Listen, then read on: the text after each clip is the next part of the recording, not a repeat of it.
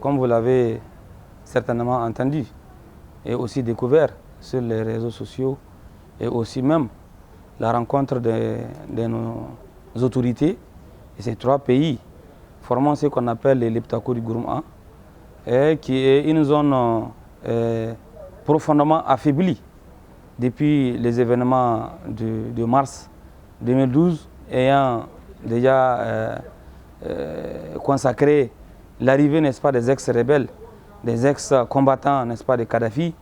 Alors, nous estimons que cela donne raison à l'histoire. Et cela arrive, si vous voulez, à savoir, à nous réhabiliter. Pour avoir été une organisation révolutionnaire, une organisation, n'est-ce pas, de gauche, qui a toujours donné ses points de vue par rapport à la protection du territoire, à la sécurité des personnes et à la conquête de nos compétences territoriales. Il vous souviendra très bien la question de Kidal, qui a fini par envahir Tombouctou et attaquer le Mali.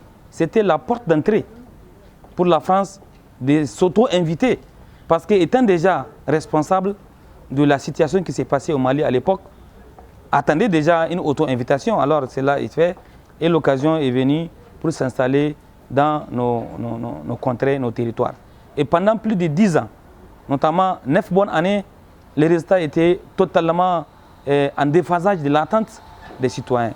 Le Burkina Faso est, n'est-ce pas, totalement l'est du Burkina Faso et l'ouest du Niger et la partie sud du Mali qui constitue, n'est-ce pas, la bande du Liptako Gourma était victime, n'est-ce pas, des affres des forces du mal, des affres des individus qui agissent sans foi ni loi pour tuer sans ordre et sans aucune raison valable.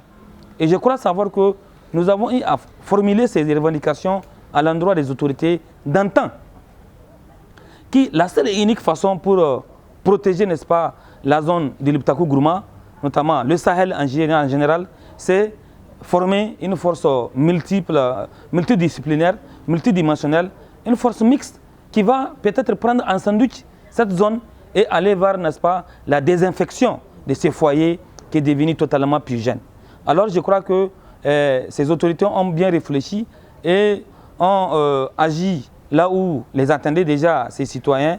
Et je crois savoir que nos forces de défense et de sécurité qui n'ont ménagé aucun effort pour faire face à la force du mal, à l'ennemi qui, quelque part, hier, certains disaient qu'ils étaient plus forts que nous, mais malheureusement, c'était dans une folie et dans une fringale obsessionnelle du pouvoir qui les rendait saouls, alors qu'ils les ont amenés à dire cela. Et je crois savoir que nos forces de défense et de sécurité ont fait leurs preuves sur tous les théâtres de guerre.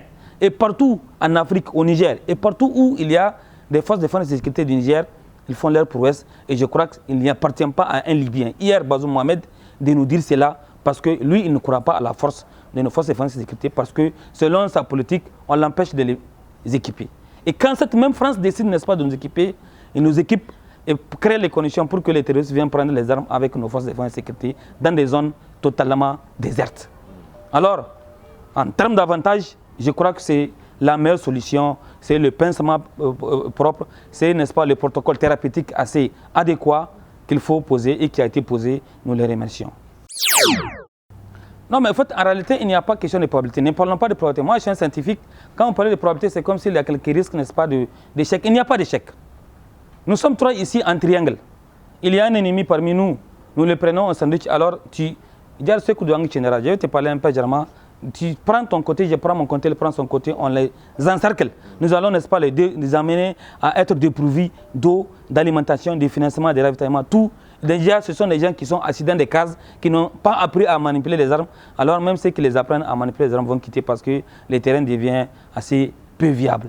Alors je crois que la probabilité, effectivement, on peut parler de probabilité, mais au sens minime, elle est extrêmement inexistante pour l'échec de ces systèmes qui est une opération de ratissage et de traitement radical.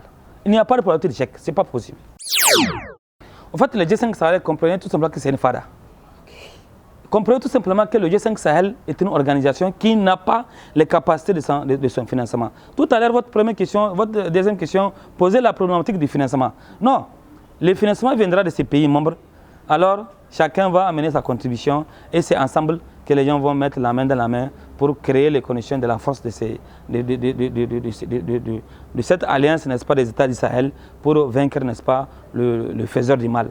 Alors, le G5 Sahel, je voudrais que vous compreniez que c'est une fada des individus perchés au sommet de l'État et au compte et qui moulent pour, n'est-ce pas, l'Occident aux impérialismes des temps modernes. Depuis 1989, à la conférence de Mitterrand, où ils avaient exigé, n'est-ce pas, les conditions de l'aide au développement par, n'est-ce pas, la démission des chefs d'État, de tout ce qui concerne les secteurs sociaux de base. Alors, le Sahel, pour vous conclure, est l'élément clé du monde entier, de la France, parce que qui contrôle le Sahel contrôle le monde entier pendant au moins 10 siècles. Moi, je crois que les révolutions, le courant révolutionnaire qui soufflait dans ces trois pays, c'est un courant révolutionnaire de construction, de refondation.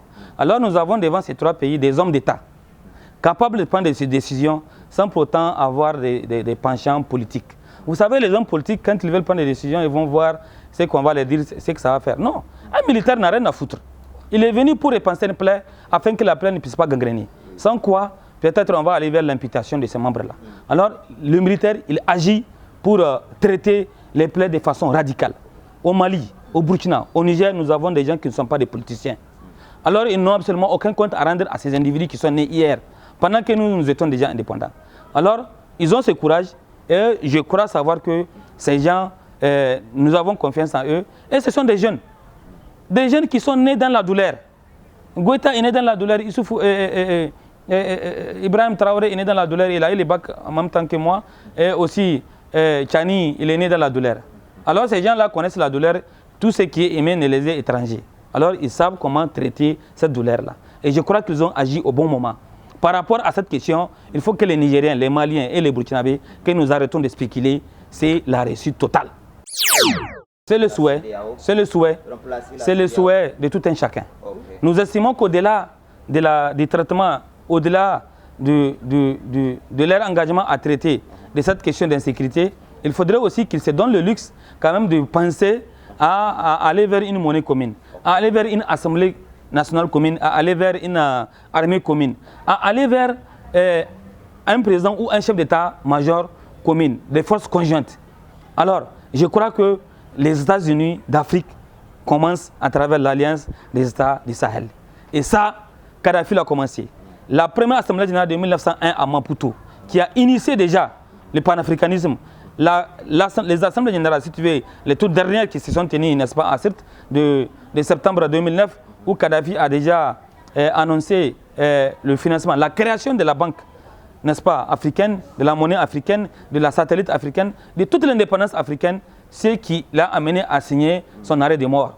Alors je crois que nos dirigeants, là, nos trois dirigeants, ont juste besoin, n'est-ce pas, de l'accompagnement de leur peuple pour que cela puisse être une réalité alors irréfutable, irrédoutable. Ah, je crois que c'est le départ de la chute de la France et, n'est-ce pas, de la croissance de nos États africains. Et d'ici 10 ans, 20 ans, les Français viendront se soigner au Niger. Nous avons des médecins assez efficaces et je crois que pour le Niger, c'est le noyau de la croissance économique. Alors, cette alliance permettra de mettre sur pied beaucoup de choses.